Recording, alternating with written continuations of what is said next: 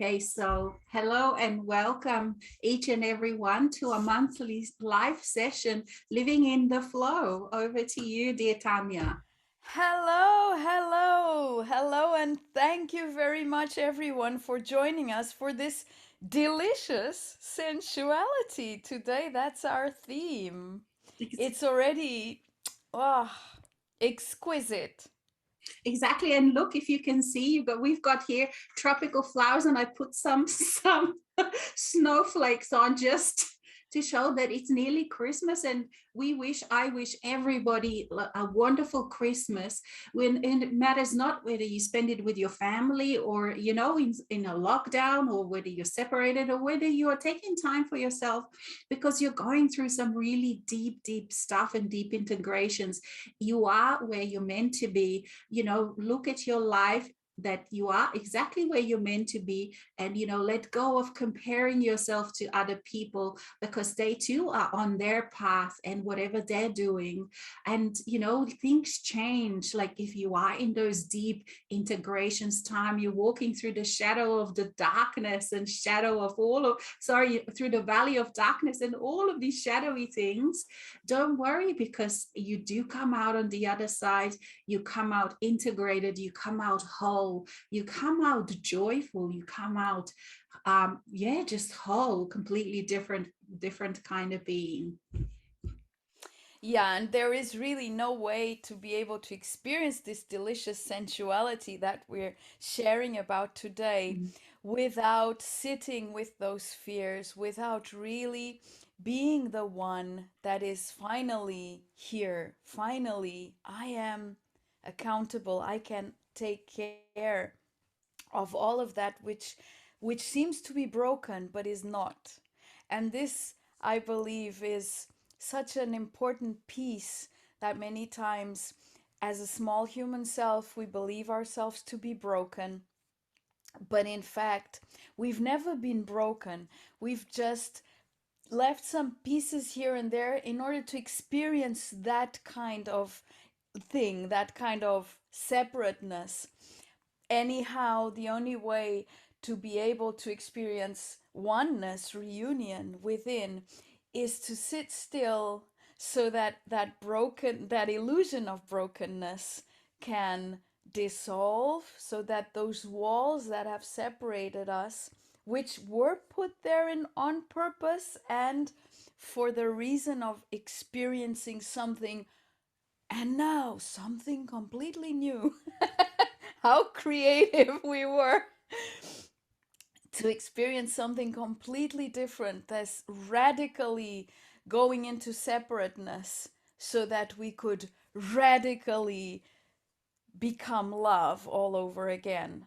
And this is basically also part of the delicious sensuality. So, the part of walking through the valley of darkness in not being able to see clearly is part of this delicious sensuality. Because once we can walk in that valley and realize that we are indestructible, that we are not broken, we just seem to be, then those fears, those bits and pieces that were scattered out there can all come and join as the scepter of our knowingness we hold in our hand is the joint sum total of all of that. That it's like, then it becomes a magic wand, but like a huge one that we can walk with, a walking stick, basically. The sum total of all of those fears, of all of that which seemed to be separate and broken. And this has to do with intensity. Yeah, I mean, sometimes along the way we get afraid of intensity because throughout our lifetimes it's become pretty intense. But we have chosen to be here on earth precisely because of the intensity. So at some point, there's no more way to avoid it. Mm. Over to Yes. you, dear Alexis. Thank you. Yeah, and you said this so beautifully, because there is no way to avoid it. And there is no way to come into the now moment without walking through that, valley of darkness. And the valley of darkness really is just you picking up all of those lost parts of yourself that people, when they are still unintegrated, when they're in separation, they keep running away from, because they are afraid, because they think, like you said, mentioned in different words, those things are too intense. Most people in a that we call normal, that are in a mass consciousness, are actually afraid of themselves. And that is why they continually run with their focus, with their presence, with their consciousness through mind. They're using their mind. It is not really mind that is, how can I say it, that has decided all this. It is the consciousness inside that has decided.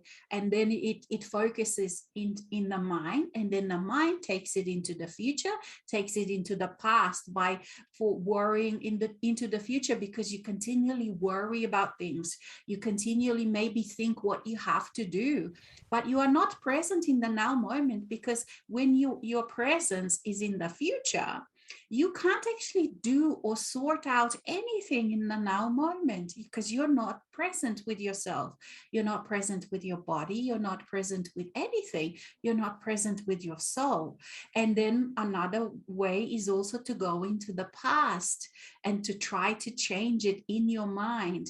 But in your mind, firstly, the mind doesn't remember all the details of the past. It just pulls out sort of your how can I say, habits, if to support victimhood. So for example, if you're victim in a certain way, then your mind will just pick and choose those things that it thinks happened in the past that support your victimhood. So then all of a sudden you think your past is all just one big victim, when in reality there is so much that has gone on.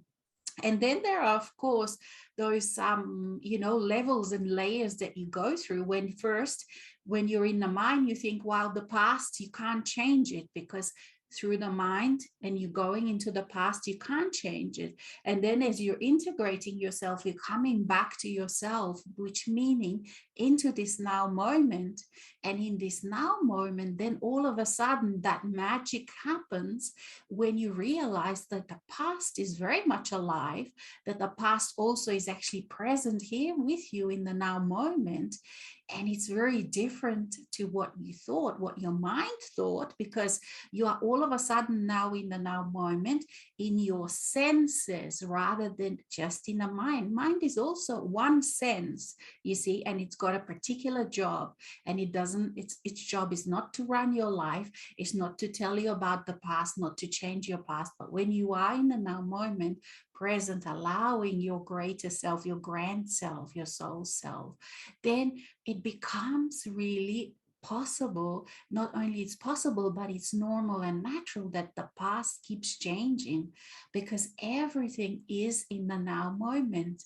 The future keeps changing. Nothing is set in stone. Nothing is complete. It's all keeps changing. It all keeps, if you like to use that word, healing or changing or becoming whole, all of those past lives, the parallel lives. So we are using all these words, and I use all these kind of words, but they're not entirely accurate, but we have to use them, whether you use past life or parallel life, they are all now lives, you see. So we just don't get stuck on little things. And this is what happens with majority of people when you are in separation. We make things that are insignificant. So firstly, nothing is insignificant in your life, so because all of your life is sacred. But people, when they are in separation, they make big things that are not important, you see. So then they get stuck into mulling over those things that they make into big. And the mass consciousness also supports not important things to be big, so that you lose track of what is really important. And the real important is simplicity, the now moment, being with you, your feelings, your sensuality, your gentleness, your being present, your self-love. You see, these are the important things, not whether what kind of color is your carpet, what, what if something broke, your car broke, or this or that. You see, they are part of your life, but they are not so big. They are much smaller. They're smaller things. And when you make them that big, and you make yourself also into a victim, because all of a sudden they just take over. But when you keep having to then come back to yourself, to that now moment, into breathing, and it's all of these tools are always with you, wherever you are, however you are, wherever you find yourself. You can always take those few deep breaths and just come back to yourself, come back into the consciousness, and let go of everything else, because everything else then naturally sorts itself. And life is messy, and it always will be messy. As a master, it doesn't matter how enlightened you are, it is the nature of earthly life, of physical life, to be messy. And once you accept these kind of things, that this is just here, like a big playground, like children, we're supposed to get messy, we're supposed to get dirty when we're playing. It's not like when you have a child. I mean, if you put it just in some kind of completely over clean space, it doesn't have, build up immunity. It doesn't build up its spontaneity. So it's very similar in this way, that life is always going to be a little bit messy. It's never going to be perfect. And it's perfect in a sense, like the mind wants it to be perfect, but it's perfect in its messiness, because also we don't want to be stuck here. You see, we are this being, cosmic being, beyond any physical reality. And this is just a small part. And it is the part that is as precious as everything, but we don't want to be stuck, because this is what's happened to us, to all of us. We got stuck on this rebirth and rebirth over and over, over and over and over and over, you see. So because we lost our way out, and way out is way to self. That is the way out. Over to you, Tanya. Yes, the way out is the way in. That's it.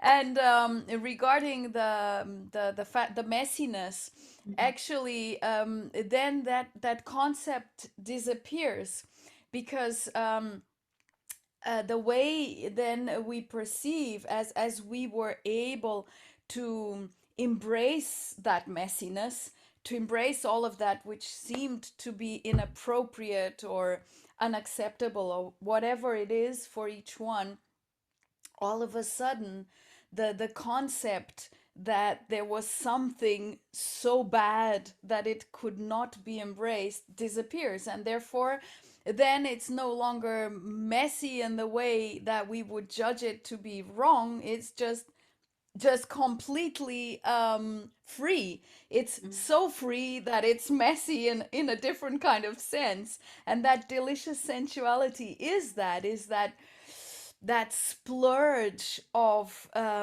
something that is uncontainable. It cannot be contained. It cannot be put into specific boxes of how it's gonna play out. How is that deliciousness of you going to happen? And regarding the past being happening right now, I usually call that the collapsing the timelines. So basically, then as we allow ourselves to bring back all of those parts that was stuck in lifetimes, and that have a root again also in this lifetime, because we have been living experiences which are related, that came from somewhere in our space of consciousness. And so that space of consciousness is so vast, but then the time has we've put it in time slots so that we could somehow deal with the intensity of all of that stuckness. But as we become present and start being available for ourselves, the timelines start collapsing into the vastness of the space that we are. And then there is all of a sudden no past, present, and future. There's just now. That's there all there is. And that's why also sort of sitting trying to imagine what it's gonna be like is an interesting thing to do. I mean, it can be fun, but in a way, it has to be in a way that is not set in stone. Like you said, is yeah, you can just sit and enjoy imagining stuff, which is which is also delicious, but not necessarily attached to the expectation that that delicious thing that you tapped into is exactly what's going to happen. Because then what happens is so beyond our imaginings that our imagining was just sort of like an ingredient. It was an ingredient for the cake to be blended, and then that it can go into the oven and come out with its own particular flavor that is so unique. It's always so unique because it's created from a now moment that's a blend of so many different things that we can't even put our finger on all of them. It's impossible as incarnated beings, but we do have a sense, and we have that sense of exquisite uniqueness. So if by any chance anyone listening has the tendency to find some sort of escape in imagining brilliant futures, I would also say, yeah, that's wonderful, but not necessarily something to stay attached to.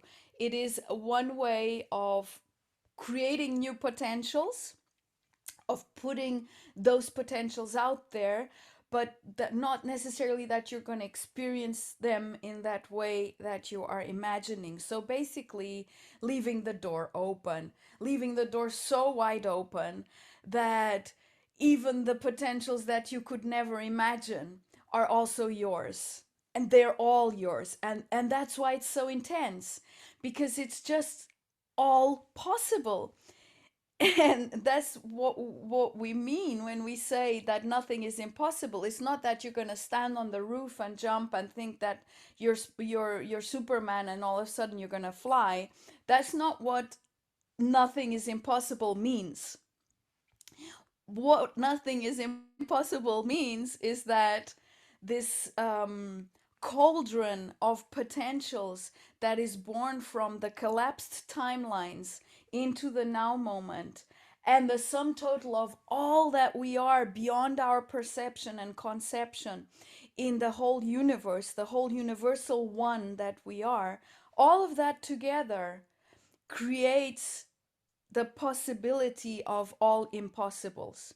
And then you see, oh, okay, I can put a rocket on my back and then I can fly. Like once I went to a concert, a Michael Jackson concert, and at the end, he just took off. I mean, he just flew off the stage.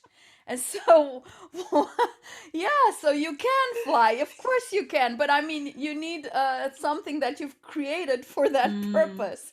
So he had a rucksack on his back, and then apparently that rucksack had like some a propulsion mechanism, and the guy just flew away. I mean, Mm. it was like, oh my God, that's so awesome.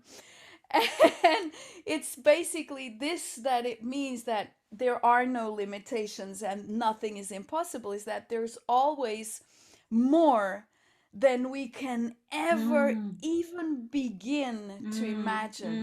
Mm. Mm. That is the delicious sensuality. And that is, oh my God, yes, Mm. yes. And so that doesn't also mean, like, I saw a film called The Yes Man, so he decided to Yes. say yes to absolutely everything, and it's a really funny movie. Yes. Yeah. And it also doesn't mean that. It just means that your yes to that endless realm of possibilities Mm. Mm. is there permanently. That's what it means. Sometimes you do have to say Mm-hmm. no. And that no is part of your yes Mm-hmm. as Mm-hmm. well, because it defines the Mm-hmm. trajectory. It defines how energy is supposed to be serving you. If you're never saying clear no's, then energy just, I mean, is just serving your whatever else is unclear. So then it just becomes a pool of unclarity. And then, oh, why is this happening? Oh, maybe you didn't say your no's. Mm-hmm. Don't forget about that. So yes, it's the permanent yes. Mm-hmm. It's interesting because in this world of duality, when you go beyond illusion, you realize that yes and no cohabit, Mm-hmm. that everything cohabits, that there is not necessarily one thing or the other, Mm-hmm. there is one thing and the other, Mm-hmm. the big and. And Mm-hmm. that's always there. But Mm-hmm. for that, the timelines have to collapse. They have to collapse, otherwise something is happening. Like it's like there's all of these channels Mm-hmm. on your on your infinite radio of possibilities, and if the timelines haven't collapsed, then the radio channel that's playing in in the background and that you're not aware of will be dictating some of the way Mm-hmm. that the energy will be serving you. And therefore it's also being available. I mean, integrating past lifetimes is the same thing as integrating this one. It's all the same thing. It's all one thing. You are not this lifetime and then other past lifetimes. You're all one thing. It's all Mm-hmm. one, all Mm-hmm. happening right now, all available right now. Mm-hmm. And the time to be afraid is over. Mm-hmm. Really, I mean, on the planet Earth, the time to be afraid is coming to an end. It's We're Mm-hmm. going into a different kind of experience. So that time to be afraid was necessary to create separateness that we could experience it. And now it's just okay, let's just sit with the fear now. Mm-hmm. It's not going to destroy me. I mean, I've been back and forth so many lifetimes and I'm still here. And the thing is, like, we know fear so intimately, it's our companion. So Yeah. but like, but as a human, separate human, you're so used to just being afraid of it and running from it. But when you actually sit with it, you realize firstly, that it's okay. It's not, fear is nothing to be afraid of. You can feel it and tolerate it, and also it's very thin. It's a very, very thin layer. And so once you sit with it, you can breathe through it, and it's so thin. And all of a sudden, then you find yourself in regions of yourself that fear has stopped you from going, and you cannot access your soul self unless you actually go through those barriers that the fear has created, because the fear was used for that, for the separation game. Because it's so natural to be whole, it's so natural to be this oneness, that it actually takes incredible genius, incredible mastery from our soul self as a whole of ourselves to create the separation. That's the hard bit. It's easy to actually be whole, easy and natural and flowing and all of that. But before we go, that two ladies, two people, not ladies, two people have said hello, so good to be with you, much love to you as well. And another person, hello ladies, and hello gentlemen, back to you. It's a lady. It's a It's a lady. lady. Jose. Yes, she is Oh, a lady too. I didn't realize. I thought you were a gentleman. Well, I am so sorry, but maybe I saw your other life. That's my excuse. You're so integrated. But and what I was gonna say, with the sensuality and what you were mentioning, this visualization and stuff. So when like you said, like you mentioned, when you realize that all of these realms are separate, but when you realize that all of this is all part of yourself, part of the whole, that it's not like you go into the dream world. And like you said, for me as well, that happens, that some of the potentials that I experience, I only experience them in my half dream, half awake, or I play with them for a week I play with some potentials just for a day, like I allow them to come into my physical reality, and then I really look at and imagine, okay, if I said yes to this potential, what would I, I would do this, then that would happen, and then I said, okay, by the end of the day, I realized, no, I'll let this potential go. So you become very, very, very playful with all of these things, and some of the things never become physical, but they are even more real, because your soul self is mainly not physical, and mainly it is just because it's so gigantic. I mean, your I am that I am it's in earthly ways is gigantic. It spans centuries, it spans universes, it spans like the mind can't imagine. So when you allow yourself to be with your soul, like I find, like as a soul, I have so much freedom not to just be here, because I am very much present here, and I deal with all that needs to be dealt with in a physical reality, and I experience sensuality in a very physical reality. But I also give myself freedom to experience these incredible other worlds that are non-physical. I am very much present as a soul in those worlds, and they operate in a very, very different way. And this has to do with these senses, because a lot of people, when we say sensuality or senses, they think of the five physical senses. So we have, or some scientists say six or seven. We're not going to go into that now, but you have the eyesight, you have hearing, and the skin, the touch, and the smell, the sense of smell. And with these we perceive physical reality, but it's not only that, it is our senses that create the realm. So these senses create the physical reality, not only perceive it. And so when we actually realize that we have about 200,000 senses that we can access as an angelic being, what that means is that some of the senses are turned a different way within ourselves. They are just as valid, but they give you then as a consciousness, they give you the ability to sense, perceive, and experience all these different realms. And for the new earth, mainly you can't really perceive it with your eyes, with physical human eyes. It's other senses that we call feelings. Under this big word of feeling, there's all these different senses. And the more you are with yourself, and the more the time passes, you all of us, you become very aware of all these different senses, and you discover them, and some then bleed through. That's what I find, bleed through in the physical reality.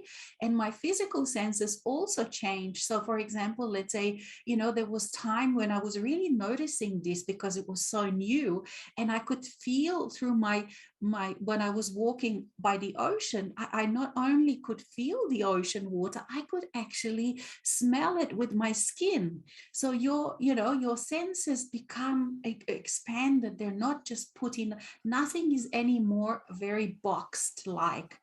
And these things are very difficult to explain, but they are also not really something to worry about. The only really main thing to concern yourself about, or like, for example, if there's something that Tanya and I are talking and you think, wow, I don't know what they're talking about, mainly it is just because some of the things we talk about, they're very etheric. They're like, and so it's mainly to realize that you can experience all of this just by being with yourself. So being with yourself, spending that time in the now moment, breathing, taking time to be with your soul, cultivating this incredible relationship with yourself, it automatically then gives you these aha moments. Nothing else will give you aha moments.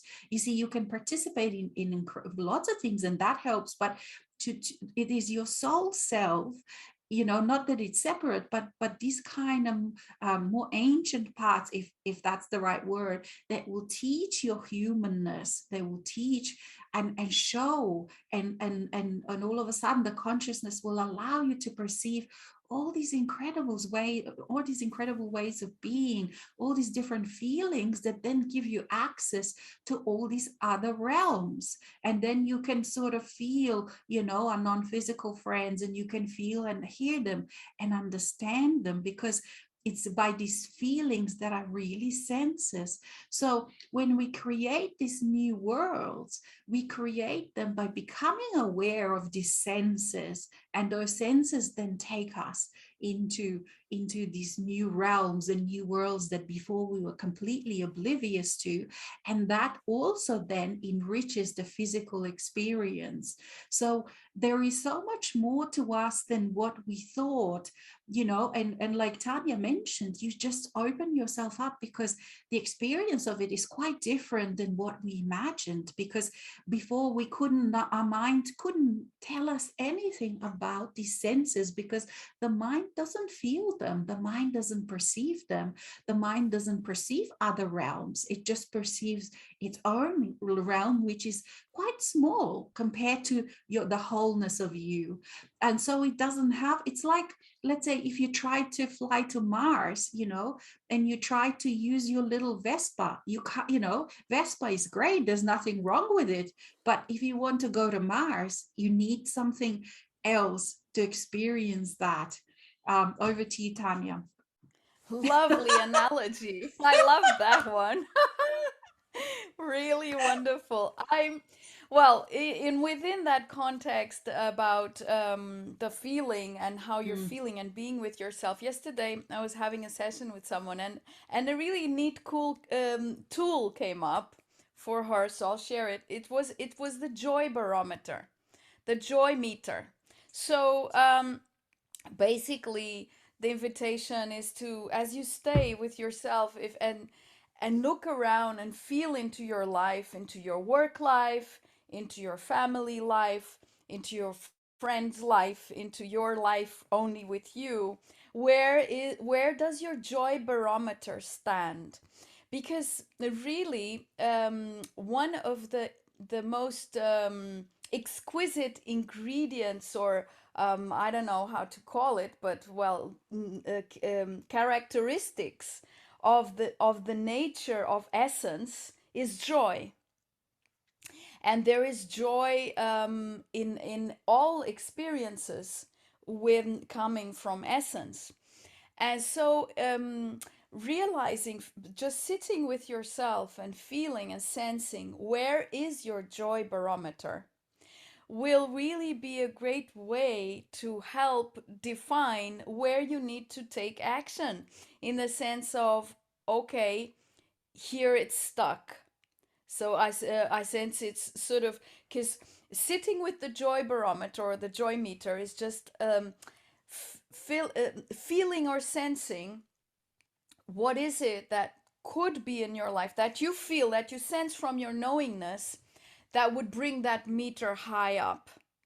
So you sense and you feel, okay, and are those things in your life right now? Those things that that as you're sitting with your joy meter and that you're feeling and sensing with these extra senses, your new earth, your experience on your own new earth, and what ingredients can you bring in to make that joy barometer go up? And so how far is that you're feeling, sensing into, from what you're actually experience, what is in your reality currently right now? And so by having that perspective, you can allow yourself to align, so from a standpoint of joy, not from fear, and that already helps a lot to make it much easier, much simpler, to align with, okay, here I need to take more time for myself, or I need to find another way to do my job, or whatever it is that your sense is making that barometer stay stuck. Because at the end of the day, um actually the joyousness of love, of being the love that we are, and the way we've actually come to expand it here on earth, because love has become something completely different than what it used to be before we became humans, before we started incarnating. So it's a whole new thing. Anyway, joy and love are right beside each other. There's no way to remove one from the other. It's just part of the same cauldron of the same thing. So but because love is not a mental concept, and it's very it's harder to put a finger on it to really be able to define, because we have mental ideas about it, but love is not that. Mm, So it's something that you can only really tap into when the other things have collapsed and dissolved.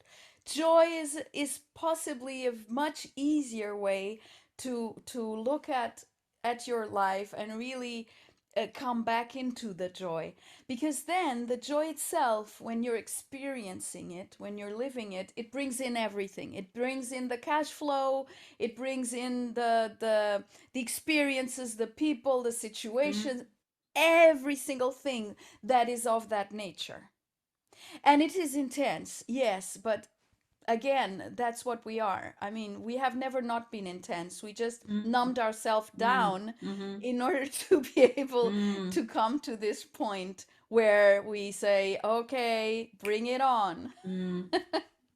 Yes, I completely agree, because that's what, even a few years ago, I thought that intensity would go away, and actually it's not. If anything, I even every month by month, I think, wow, this is even more intense, Yeah. so it even asks always more, and it always asks always to step into the next. So it's always into the unknown. And that's what that continual expansion is of yourself, because you never, it's not growth, it's not the same as growth, it's expansion. They're different. It's a different sense to it, a different feeling, and you have to experience it to realize.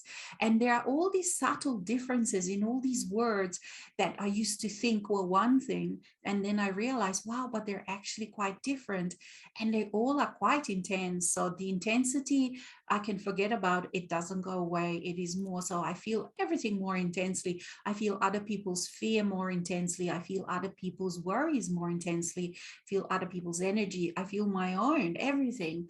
And it always asks 100%, of me.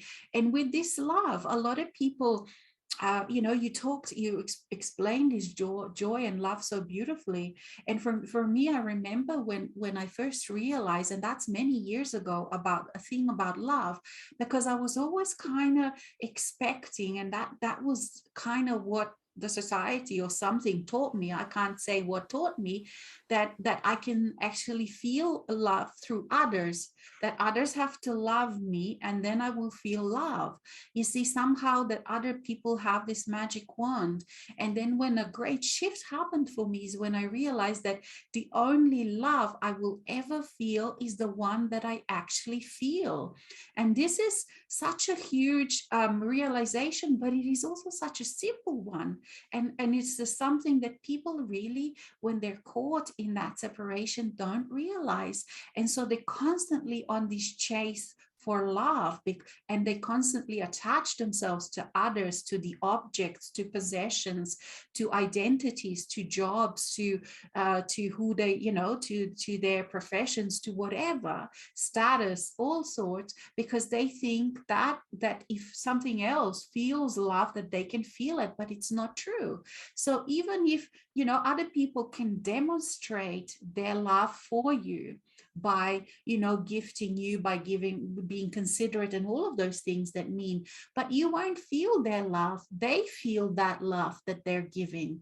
You still won't feel their love. Maybe you can actually perceive their gifts, and that is why people are never also satisfied in that state, because they don't actually feel love. Let's say if I'm the one who loves you and I give you gifts as demonstration of that love, or I give you time or whatever, I'm feeling love. You're still not feeling it until you feel it.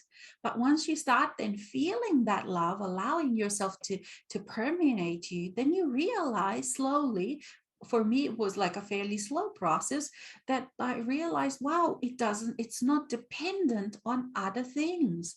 It's just something that I can cultivate regardless if anyone showers me with gifts, regardless if anyone likes me, regardless of all of these things that before society said, no, this is important.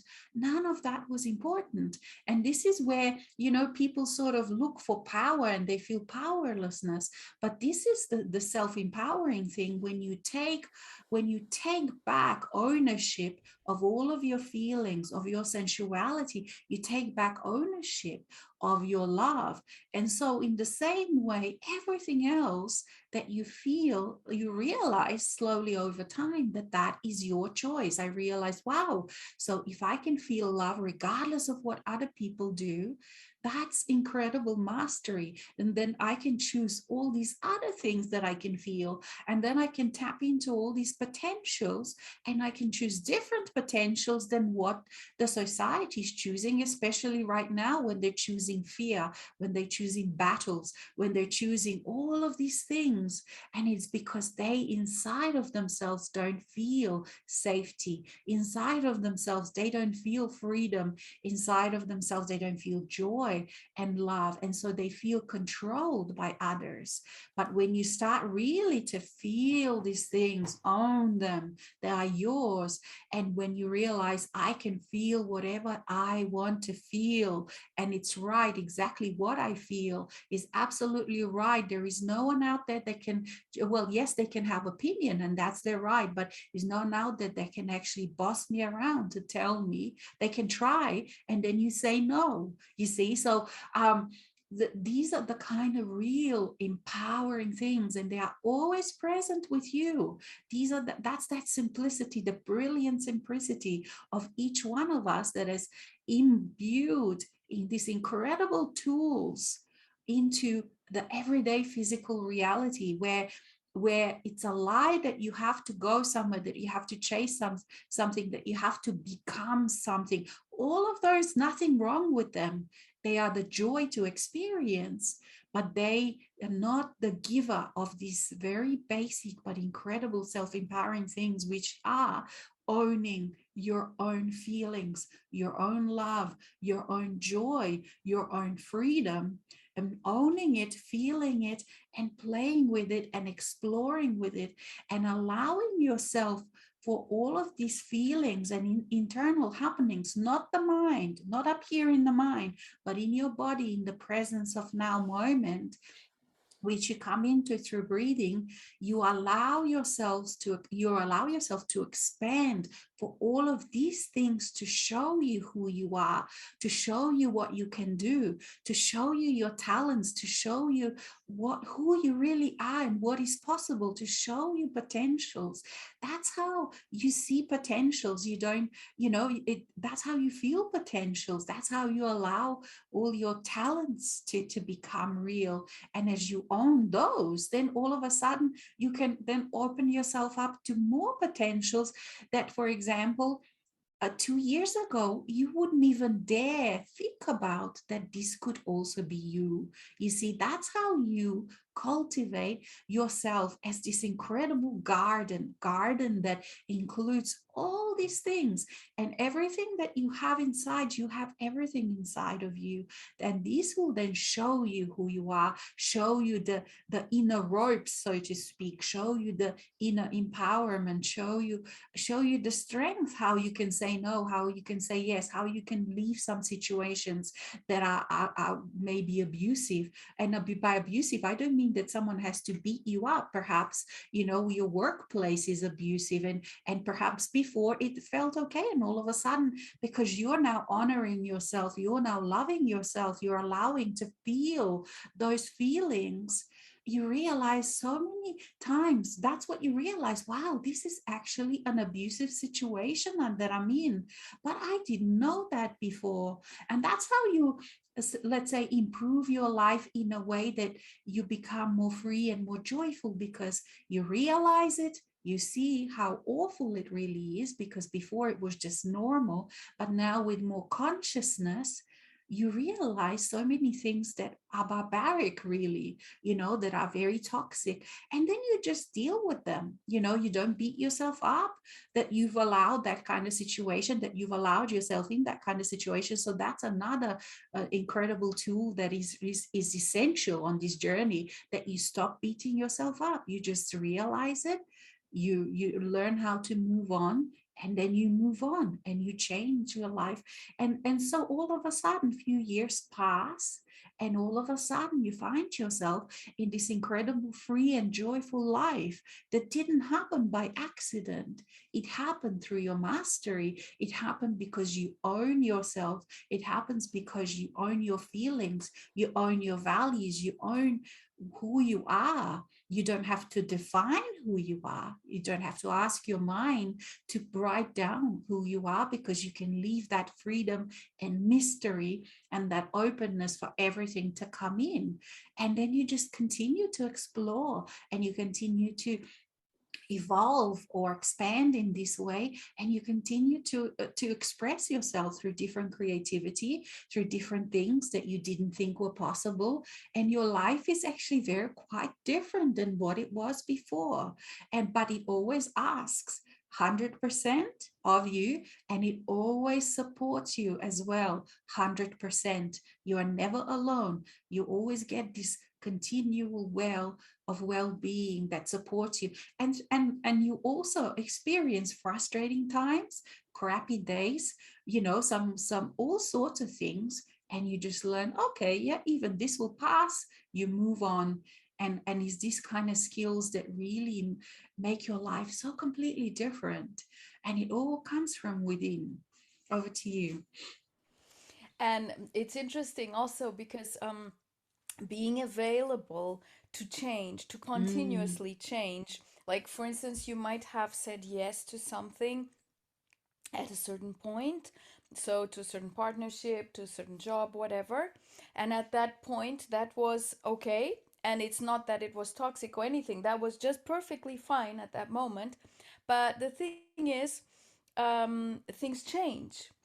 People change, they have different kinds of experiences, and then the blend of you with them might no longer be appropriate for you. So you have to also be available to mhm, notice how you're feeling and how the mm, feeling evolves and changes over time. So maybe something that you were involved in at a certain point and was just so perfect, and that was just the mm, thing, and you knew from your heart, you were really listening to your intuition, so you're sure that that was it, that that was something to do, to say yes to be, to participate in.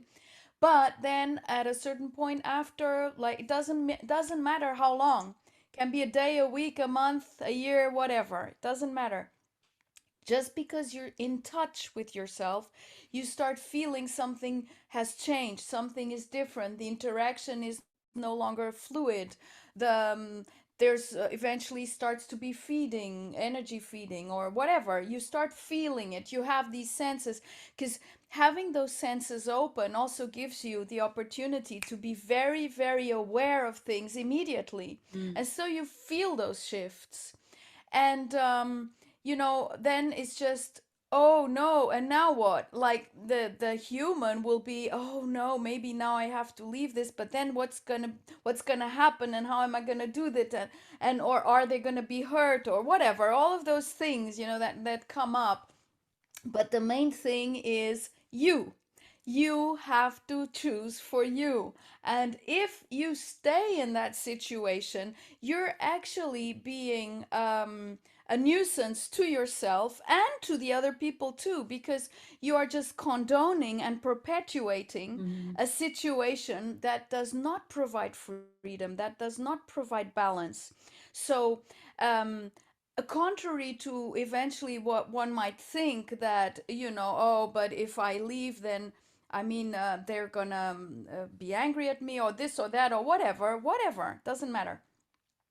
And then so you just keep on staying in the situation just because maybe they need you. I mean, oh gosh, no one needs you.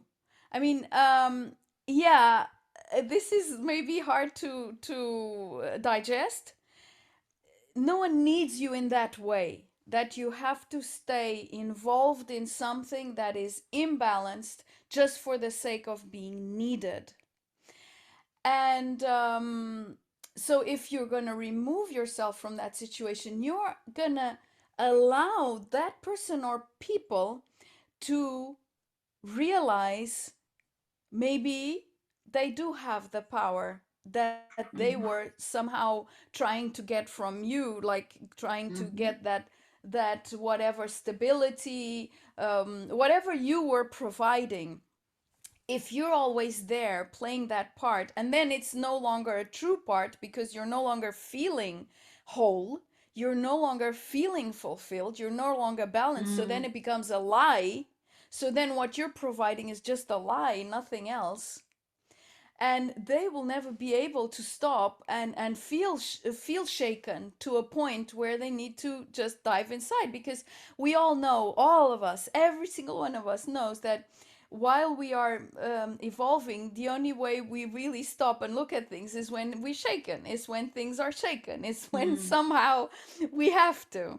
And Mhm. then the other thing I'd like to share in that context is that many times, um, for instance, we love someone or a child, like our children or whatever, we have this special love for someone, and they're not wanting to receive it. And then somehow we become hurt or whatever. Well, we believe that they're hurting us or whatever, that they're not wanting to receive that love. But the interesting thing is that when you have landed in that love inside of you, and which is permanently there, and so you are in love, you are love 100% of the time, it's like you're walking in a cloud of love. And so you can just, yeah, you can go ahead and give it. And even if no one's receiving it, it doesn't really matter because it's yours anyway. I mean, it's always in your own cloud of love. So it never goes to waste. Mm. So if Mm. you feel like, I don't know, somehow having a loving gesture towards someone, and then they reject it, or they I don't know, they don't appreciate it or whatever it is, it doesn't matter. If they don't appreciate it, it's irrelevant. But that they don't receive it and that you somehow feel it went to Mm. waste, it doesn't, because you receive it anyway. Because the interesting thing is, because you wanted to sort of share that love, you brought it uh, up, further up. So you elevated your love decibels. The sound of love in your cloud Mm. went up. And so if someone else is not receiving it, you get the whole thing. Oh my God, isn't that a wonderful gift you're giving yourself? Mm. So love never is wasted. Never, ever, ever, ever. But for it to be really useful, you have to be in it. You have to Mm. allow it. You have to be it, so that it's just there and you are it, and therefore there's Mm. nothing else you can be. I mean, Mm. it's always a sort of a dance. And as you dance that dance with others, the only thing you can do is enhance love. Mm. There's nothing else you can do, really. Even if it's not being received, if it's not being acknowledged, whatever, it doesn't matter, because the only thing you're doing is Mm. enhancing it, and Mm. you're receiving the Mm. full package. So, you know, if you're in a state that you're feeling that love flowing from every Mm. pore of you, oh my God, by all means, go ahead and share it. Why not? Mm. Doesn't matter if anyone's looking or receiving or whatever. It doesn't Mm. matter. Mm. Just allow that huge flood to happen for Mm. you, and then whatever. Mm. This is basically what the benching thing, like sitting and Mm. radiating your love, is all about. It's just this: radiate the whole thing. Mm. Don't be shy. Don't be mingy. Don't, Stingy. I oh, think stingy. stingy. Yeah. Yeah, don't be stingy. Don't try and, oh no, maybe then I won't have enough or Mm, whatever, or maybe they don't want it. Oh, who cares? mm, Just be the whole thing. mm, Be that whole package of mm, delicious sensuality mm, without being bothered if anyone is looking. mm. It's That just the whole of you. that's beautifully said, and you just radiate it, and you can see it on your face. This and Jose or Jose. She said, so beautiful the way both of you talk about joy and love. For me, compassion is also a big part of that. And yes, and this is how, when Tanya worked compassion into her, what she was talking about, because compassion is this ability to let things just be as they are. Because Yeah. before that, we put all the mind, or we put all these conditions on things. So for example, let's say one practice to feel love is, you can feel love for flowers. It's easy to feel love for animals, for pets, for sunset, for beautiful nature, for beautiful buildings, beautiful art. It is a little bit more challenging when we play with people, because with people, as people, we in a normal human relationship, before there's so many strings attached, and there's so many conditions. I will love you if you will love me if. And so on love, we also put on these feelings of love. It's actually not unconditional in that space. It is your whole soul self that brings the real unconditionality. So people always talk about this, oh, unconditional love. But until you actually allow the connection with your divinity, you don't really know what it means, this unconditional. Because this unconditional means that you have to walk through that valley of shadow, because it's there that you learn what unconditional really means, because you accept and allow parts of you to integrate that you have put incredible conditions on, and you rejected them.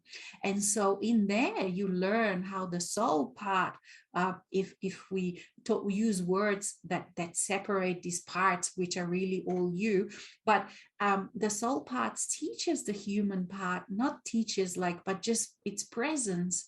Then it teaches, shows the human part this unconditional love, what it really means. And what it really means is when it accepts the unacceptable.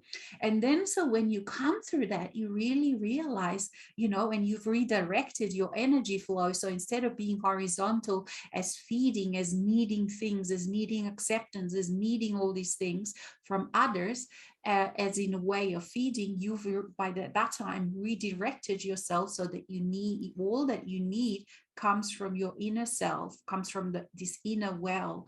And then you can really be free in this way, that you can really feel love and give it freely without waiting for anyone to reciprocate. And the funny thing is that most of the time things do reciprocate. All of a sudden animals behave differently, nature behaves differently, children behave differently first, because they feel it still the most, and then people, adult people. And then you start to really loosen those kind of awful karmic ancestral bondages, slavery, really enslaving relationships. But it's all energetic, and especially like when you look in family, how we get triggered by our family members not being who we think they should be, not behaving, not giving us attention, not giving us love, and all these things. And then we can really become unconditional, meaning that we just allow others. Of course, we can perceive, we actually acutely, incredibly strongly, with clarity perceive what is happening with another person. But we also have this compassion, which means that we can allow them to be who they are. But the compassion that the mind used to think it was, and that the mass consciousness thinks compassion is, they think that compassion is by continually getting involved with someone else's life and trying to change them so they can be in the image that we think they should be. You see, so that's that energetic bondage. But with the real compassion that comes from the soul, that your deeper divine self, humanness is also divine, but it's just using these imperfect words to describe something. When it all comes from there, that's the real compassion, because it's not trying to change anything. It accepts everything as it is. Just like Tanya so beautifully described, you just can radiate that love without any care in the world. Is anybody going to accept it? Because like you said, Tanya, if the only love that you're going to feel is the one you feel, so whether you feel it for flower, whether you feel it for a person, whether you feel it for a child, whatever, it's the one that you feel. It's if they respond, that's wonderful. If they don't respond, you have still spent that hour, for example, feeling love. What better way to spend your day but to feel love? And it is really so simple, and yet it takes years to unchain yourself from all these chains, to realize, to free yourself. And so that's why, there is a reason why it takes time, because within the physical reality, the soul self, you as an angel decided, I'm going to become physical so that I can really see every little step of the way. So the human self would like everything to be from the beginning to an end, like in 3 seconds, especially if it's not comfortable. But from your greater self, from your soul self, or the I am that I am, whatever, as people have all these different words that they call this, it wants wisdom from every step along the way. It wants to feel deeply how it was that you've realized, how it was that you've had those aha moments, how it was that you've become master in relationship with your fears, how it was that you've noticed your feelings, how it was that you've moved from the mind into the now moment. These are those diamonds. These are the incredible diamonds, the wisdom that the soul gets from the journey. So the humanness at one stage realizes just how incredible, divine, and precious the human life is. And that's so different to what, the mass society taught it, that humans are bad and they just destructive and all sorts of all these things. But in reality, when you realize what service the humanness, the human self, is providing to the whole self by being the experience of this incredible adventure we call earthly realm. And so you get a very, very different kind of experience of yourself, and you see things very, very differently. What things are, how you perceive your day, how you perceive your people around you. And yet someone, let's say, you're sitting on your bench, someone just walking past would just think, oh, look, that person is very boring. They're just sitting there, maybe smiling to themselves. And yet you are just experiencing this whole universe of yourself, and it is again that simplicity, that all you need is a simple bench or a tree trunk or whatever, that is everything that you have, everything that you need, you have right where you are. And an interesting thing also that came up a few days ago, a friend was sharing that all human interactions are energy feeding interactions, the way she was perceiving it from what she became aware of. And yes, until no. So what do I mean by that? Um, while we are perceiving ourselves as not enough, and that every single human goes through this because it's part of the experience of being on earth, is to be able to experience that not enoughness. And so while one is experiencing oneself as not enough, there will always be energy feeding in the interactions with each other. But once then we start landing into this compassion, that it's the same thing as unconditional love, it's all the same thing, it's just different words we use for it. Once we start landing in that compassion, where we start collecting our treasures, which mainly lie in the darkness and in the shadow, and we start collecting all of that back into our treasure chest, well, then something fundamental changes. What changes is that we start producing energy, the new energy, we start producing it Mm, from that new one that we become, rather than having to go and get it somewhere because we aren't enough and therefore we can't have enough or produce enough or be enough or whatever. So then something changes, and then our interactions become creative energy exchanges and not energy feeding games again. And so there's nothing wrong or right with energy feeding, because that's the way things work once mm, when we're not whole. That's how it goes. Then when you shift and realize, oh, wait a minute, I am not only enough, I am much more than enough.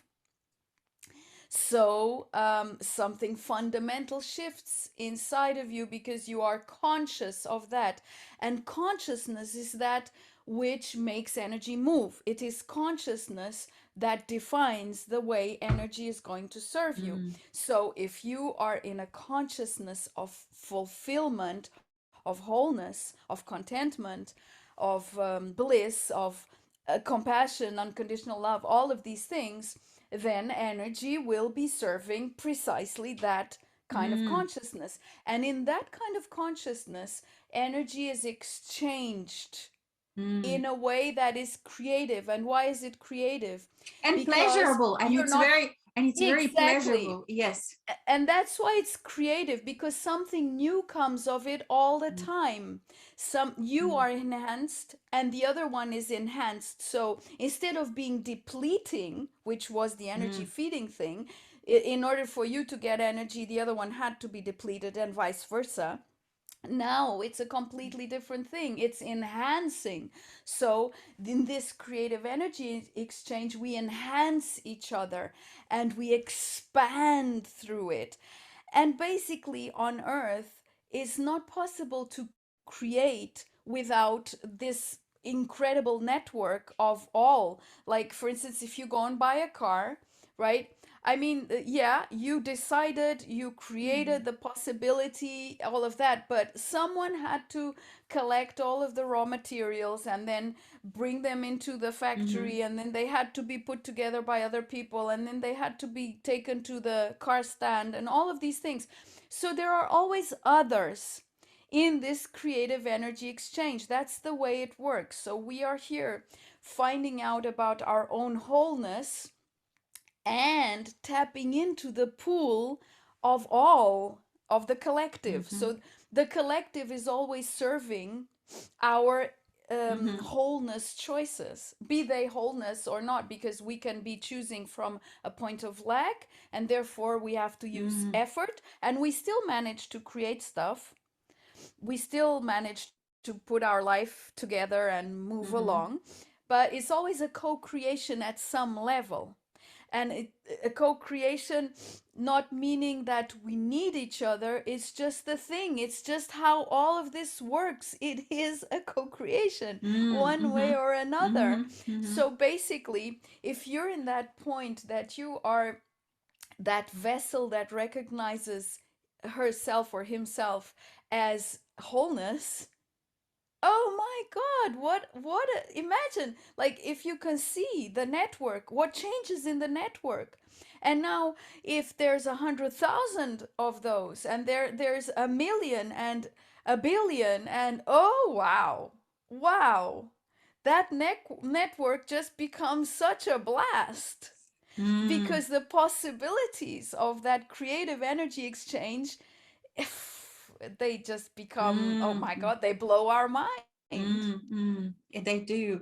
And I was going to mention something that you started with what you explained is, when you choose to feel satisfied, for example, or all of these things, it's actually turned around at a certain stage when you realize, like what the mass consciousness is teaching, the separation is teaching, that you need certain conditions have to be met before you can feel something. So for example, again, you put conditions are put on things. So okay, for me to be satisfied, my family has to be this, my children have to be this, my husband or wife have to be this, my job have to be this, my boss.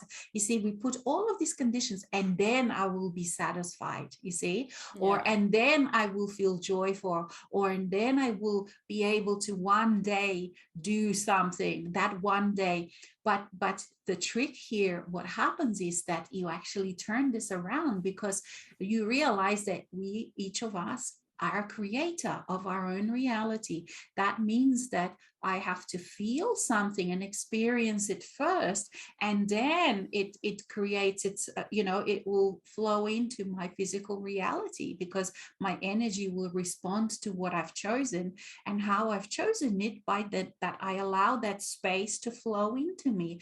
I allow the Mm-hmm. satisfaction to flow into me, and then it permeates me. Let's say I choose satisfaction, it Mm-hmm. permeates me, and then the energy life responds, and Yeah. everything becomes satisfying. And even if something that before would perhaps trigger me, I go then through the process to release that, firstly to see it, that it's triggering me, that is something that is not in harmony. I resolve it, whatever, because I know then how to resolve it as a whole being.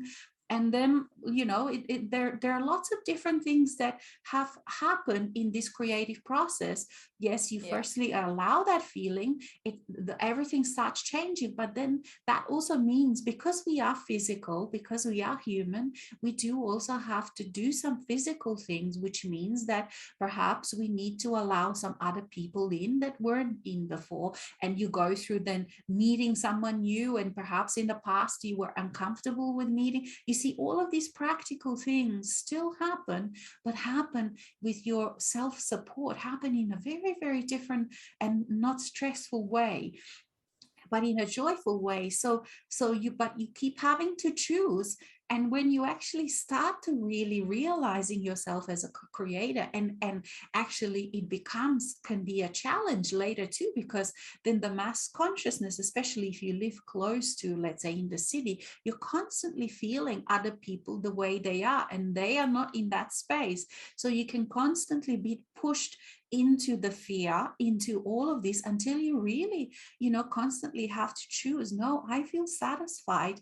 And you have to sometimes choose it every 2 minutes, you see, when Mm-hmm. initially. So you have to keep choosing, you have to keep choosing, and become completely determined and completely uncompromising in what you're choosing, and what you then do with what you're choosing, because what you're chosen will then ask you to allow your Yeah. life to change, to To be to honest. fit, yeah, and to fit with that. Because if your life is not satisfying to you see, because this is what happens. You think, okay, I want to feel satisfaction, I have to do physical things, so then I can actually do satisfying. No, you feel satisfaction, but then you still have to do physical things to fit in with this new image of yourself Yeah. that you're feeling. So you will still have to resolve those things that are not satisfying, but they become much easier because you're not forcing anything. So you're not forcing things and making things to change, like things that you have to then let go of. You realize that you've overgrown them, so it's much easier to let go, because you realize, wow, I don't need these things. It's not like someone has to pull them away from you, or that you have to Mm-hmm. discipline yourself to pull them away, but you all naturally become in this space. And yes, of course, you still allow maybe sadness and grief. Everything that is part of that process will visit you, and you just be with it. You in compassion, meaning in unconditional levels, meaning you allow all of these things to speak with you, to have a say, because you've learned to deal with yourself on all levels with respect, to deal with yourself with honor, to deal with yourself with self-love. And that is a very, very different thing than what you used to be. and so you are, perhaps you look the same, but you are a very, very different kind of person. And so that was one thing that I wanted to mention. And also another more practical thing, there is one thing that very often, for example, just an example, let's say when many people feel they need to be needed, and it is especially very feminine, many women feel they need to be needed, or perhaps at work you feel, wow, I am a person that they can't replace, and this is something that gives you, so that's that energy feeding. You need that to feed you energy. You need that to give you that sense of self-worth, that you feel that a place can't do without you. But you're very, very then entrapped in this game, because you have to continually to put a lot of energy out. You have to continually go out of your way to support that image. So for example, let's say people who are workaholics, they're caught in this kind of game, because the image that they have, oh, I'm a good worker, I have a good standing, people like me, or my job place couldn't do without me.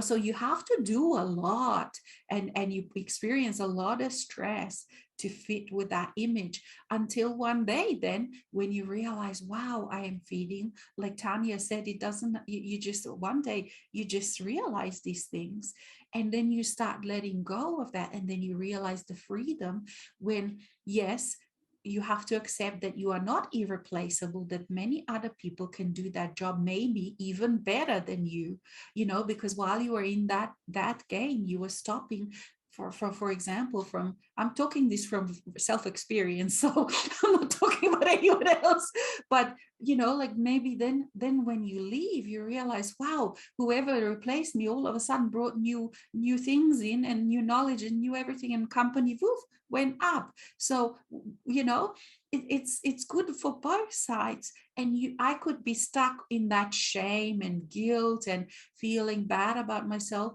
or you can just realize, wow, this is part of this incredible journey. That was the game I played, and I can just move on. Because in this experience, it's very many times that you realize this thing, when you realize, wow, I was caught in a certain game, and you can easily fall into guilt and shame and putting yourself down, blah blah blah. But you just have to learn to move on. And that happens also within family, when some people feel that, okay, I do so much, look, nobody else does it better, that's why I have to be, because I do the job perfectly. So a lot of people then don't have then time for themselves, because they try to keep that image happening. It's only me that can do this job perfectly. But when you let go of the control, you realize, no, other family members can also do this job, and maybe the first time they won't do it the way I like it, or maybe they will always do it the way they like it. Maybe it'll even be better, or maybe it won't be. But you have to just keep releasing those kind of games in your life. And that's what releases your time and your energy that then you can spend on that bench, or wherever you are, that you spend that time, quality time with yourself. Because that quality time with yourself is you can't replace that. You don't actually go anywhere without. And that's how you release that time in your day, when you step out of those kind of games that before you didn't even recognize. But as you allow the presence of your soul, all of a sudden more consciousness is there. More consciousness shines light on all of these situations in your life. You then have it also brings all the abilities that you need to resolve those things, and that can mean also other people like Tanya and I that assist, books, all you get, all support from all sorts of ways that then help you on that journey. And you keep making yourself freer and freer and freer, and more joyful and more loving. And before you know it, you wake up one day, you look in the mirror, and you realize, wow, I am a realized master. You see, but and it's not, it's all inbuilt inside of yourself. Actually, it's interesting because you've been answering Maya Zagar's question here Oh. that she placed here, which says, I seem to always seek advice from others.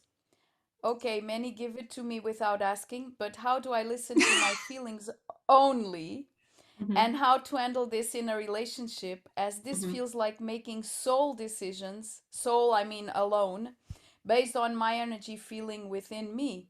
Well, yeah, you can only make decisions within you. That's the only thing you can do. You can't make decisions for anyone else, and we actually trap ourselves mm, into that illusion that we can somehow make decisions for others. But mhm, that is really not the case. It's just that what you were sharing, Alexis, this energy feeding game, that's the only thing. It seems like that we're making decisions for others, but you can mm, only ever make decisions for you.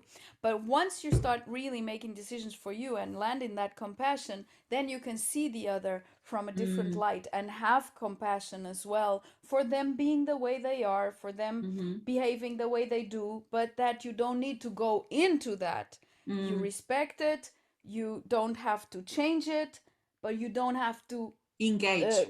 engage and Yes. keep it going. That's the whole thing. Yeah, you disengage from this kind of energy. And Yeah, like you said, how do you know your feelings? It is that you spend quality time with with yourself. yourself. And whether that is, if for some people it just means they lie down, put headphones on, and listen to music and feel themselves in their body and breathe.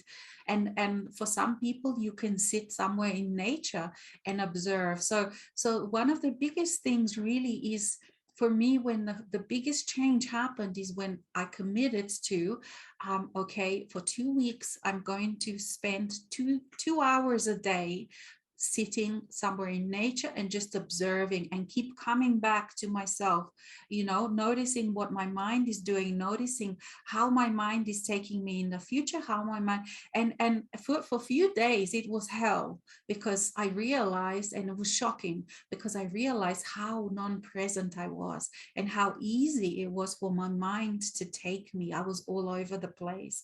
And then, to my surprise, because I committed myself to this, I really committed myself and say, yep, this is it. I've tried all these different things. I've tried meditation, blah, blah, blah, for decades, but now this is it, either do or die kind of thing.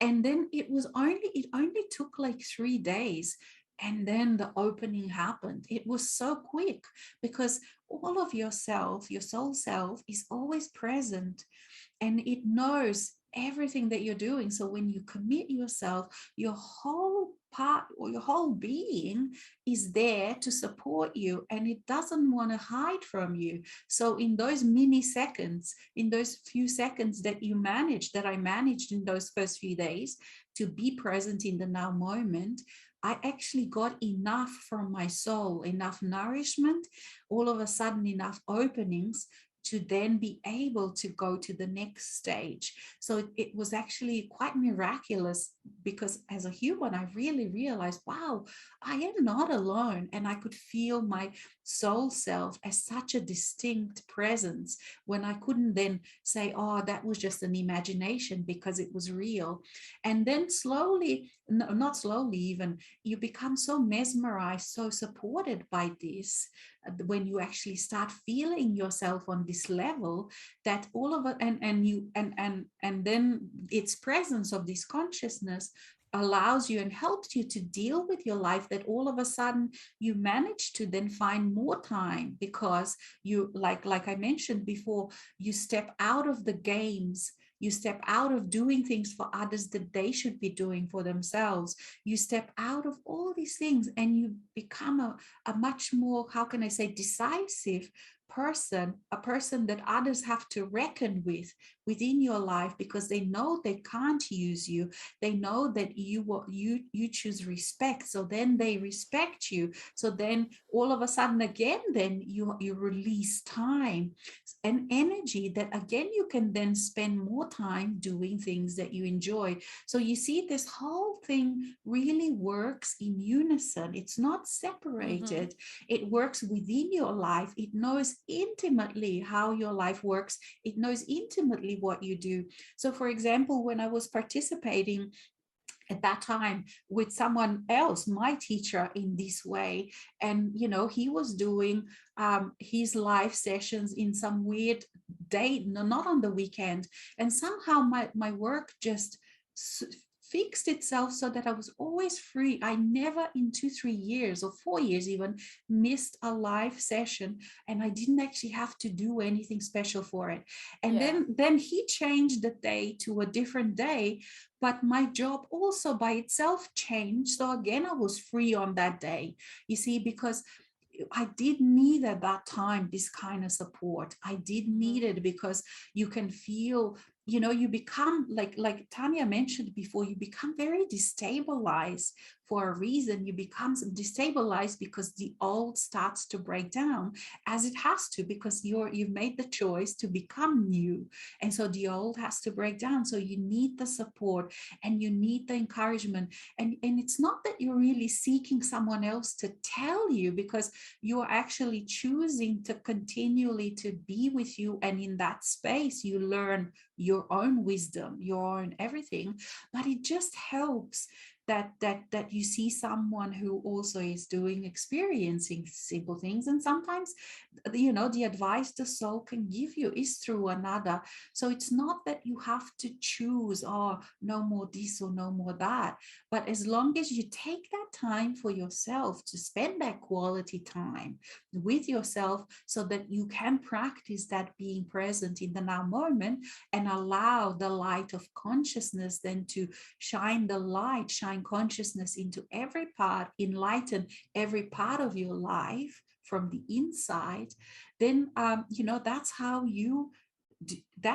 you come into this place of joy, of mastery, of realization, whatever you call it. It's only like that. You can't buy it, you can't download it from someone else. You have to experience it for yourself, but at the same time utilize all the things that you as a soul are giving to yourself as support, because some supports come from inside. And as you are spending time with your soul self, you develop this sense, like Tanya mentioned, of clarity, of vision, of being able to straight away see, okay, this is appropriate, this is not appropriate. And then of course comes time when your inner voice takes you in a completely different space than perhaps your support group. And not because there's something wrong with the support group, but because you need to hear the voice of yourself clearly, and then a while later you come back, you see. So the meandering and experiences of yourself in this integration takes all sorts of turns. So and you can't compare your journey to other people. You come to a place when you realize, wow, we are all so unique, and some things I can relate and some things are different, and they're not even in order. Like, so you can, even if you travel with a friend on this journey, you realize, you come to a place, wow, you realize, wow, they are doing different and I'm doing different. And so for a while you come separate, and that's very appropriate, because even the most closest friend is not you. You see, in this integration, you have to realize that completeness of yourself, your own sovereignty, so that from that space then you can come out and be with everyone else in fully present way. But you always realize your own sovereignty, your own oneness, your own, and that's how you also stop all that feeding games. But it's all very gradual. It's not, as I said, it's for a reason gradual, because the soul wants to gain all that wisdom from every step, from every experience. And it just enjoys this kind of, you know you as a soul enjoy this kind of experience. Like, it's incredible. And this is sometimes when you realize how the soul self enjoys, the human self can become really pissed off because for the human self it's not always comfortable, but for the soul self it's just like, oh wow, look at this, it's like this big child with these big eyes, and everything is just, so that's where it becomes all very incredibly interesting and very unique how each person perceives it. And I think, Tanya, it's Yeah. 10:30, so okay, do you want to We're explain? on time for our new energy waltz, Yes. which today we are offering as a gift. Yeah. So we have 11 places anyway. Well, we don't have 11 places right now. We have 5 places that are vacant. Yeah. So if anyone wants to pitch in, there's still space. So just And so we'll go to either of our website and sign in and through it's Zoom. there. The link is Yeah. there. Yeah, Yeah. Sign in through that's Zoom. it. Yeah. And So we're so, just jumping directly to that, and yeah, that is not live, so it won't be shared on any it platform or is anything. live, It's a but it's not. private call. Yeah, no, exactly. It's not shared with the Yeah. public. It's private. Yeah, it's a private group. So our new energy walls is a private group that we meet, normally. What do we do the week after the living, Yeah, the week after this live public show? living in the We flow. That's right, we do new energy walls, which is we meet privately as a group, but it's also live, and it is recorded. So we send a recording to everyone, but normally it costs $111. But today, because it's at the December, we're offering to for free straight after. So So it's our gift to yeah, everyone, and for us, it's also a gift because, that's as I right. said Yes. before, when we're sitting in this space where we just sharing the whole contentment of it all, it just grows. Yeah, and a lot of people, then they want to discuss things that they like. You can sort of post questions like this anonymously, but Yeah, it is and we much. will be Yeah, speaking to each other. yeah, yeah, So yeah, it's more interactive and much more personal as well. yeah, And you can just be there and share whatever you'd like to yeah, share with your own yeah. voice. Yeah. And for And some people, they don't want video. If you don't want video, that's okay as well. You can log on just with the sound, and still be a little bit anonymous. Because I know for some people, video can be very, full on. So yeah, we're there. We're open. So we're thank you gonna, very yeah, much. I wish you a wonderful season of a celebration, basically ongoing celebration, as Alexis said at the beginning. Be it alone, be it with family, be it with friends, whatever. I mean, the ongoing celebration of your crystalline self, which yeah. is the Christ consciousness, is Mm. your crystalline self. So And may you celebrate that in whichever way is appropriate for you and that you enjoy the most. and happy new year, and we will see in this way. We'll play with you. We're looking forward to playing with you in the Yeah. new year in January. And from Yes. us, Thank you. we say goodbye, namaste, and all the best. All the best. Bye bye. Thank you.